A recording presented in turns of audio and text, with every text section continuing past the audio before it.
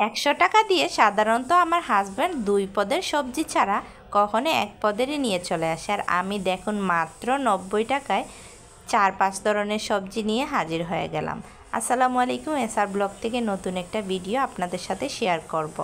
আমার বোনের ছেলে আসছে আজ 2-3 দিন ধরে, তো আমি বলছিলাম 2-একটা ভিডিওতে, তো ওকে নিয়ে কোথাও দূরে ঘুরতে যেতে পারছি না, কারণ গিয়ে আমার 2 ছেলেরই স্কুল খোলা, কোচিং, তারপরে মাদ্রাসা। তো ভাবলাম যে সায়দাবাদ মাঠ আমাদের স্কুলের সাথেই, বাসার কাছাকাছি, তো ওকে নিয়ে একটু ঘুরতে গেছিলাম। সাথে দেখি একটা কুকুর ছানা, ওর একটু ভিডিও নিয়ে নিলাম, অনেক ভালো লাগছিল। ছোট ছোট 5টা ছানা, অন্যগুলি দৌড়ায় অন্যদিকে চলে গেছে, আর একটা এখানে রয়ে গেছে, তো একটু শ্যুট করলাম। তো গিয়ে স্কুলে একটু কোচিংয়ের ফাঁকে, ছেলের ছুটি হয়ে যাবে 5টা 15, এই ফাঁকে চলে আসলাম। আমার বোনের ছেলে, আমার ছোটো ছেলের মন খারাপ, ওর বড় ভাইয়া চলে যাবে, তো এই জন্য ছুটি নিয়েছি। তো গিয়ে আমরা এই ফাঁকে একটু ফুচকা খেয়ে নিয়েছিলাম।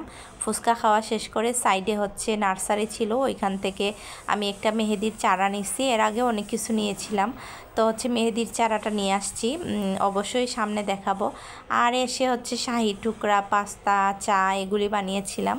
তো পরের দিন সকালবেলা আমার বোনের ছেলে চলে যাবে, মনটা অনেক খারাপ।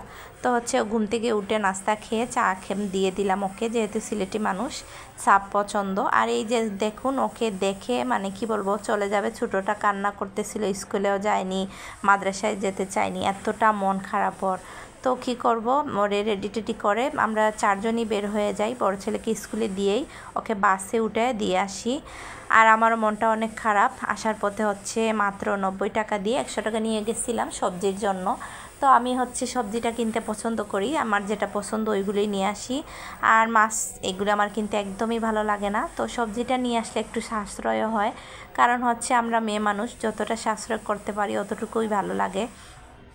তো মাত্র 90 টাকা দিয়ে শুনে আমার বোনও অবাক হয়ে গেছিলো যে 90 টাকা দিয়ে এতগুলি সবজি কিভাবে নিয়ে আসলে। বললাম হ্যাঁ, স্বাভাবিকই, আমি যেহেতু যাত্রাবাড়িতে থাকি, ওইখানে কিন্তু সব কিছুই অনেক সস্তা আলহামদুলিল্লাহ। তো এখানে আমি আমাদের সিলেটে একটা শুটকি দিয়ে, বেগুন আলু দিয়ে একটা মাখা মাখা একটা তরকারি রান্না করবো। এদিকে বরবটি রান্না করতেছি রুই মাছ দিয়ে, আর গিয়ে একটা শাক রান্না করতেছি। আর আমার বোনের ছেলে দেশ থেকে মাছ নিয়ে আসছিলো, বলছিলামও, ও নিজের হাতে মাছ মেরে তো আমার জন্য নিয়ে আসছে। আমার রিজিক কত দূর দেখুন, ভাবিও নি এটা আমার রিজিকে আসছে, তো নিয়ে আসায় তো ভাবলাম টাটকা রান্না করি।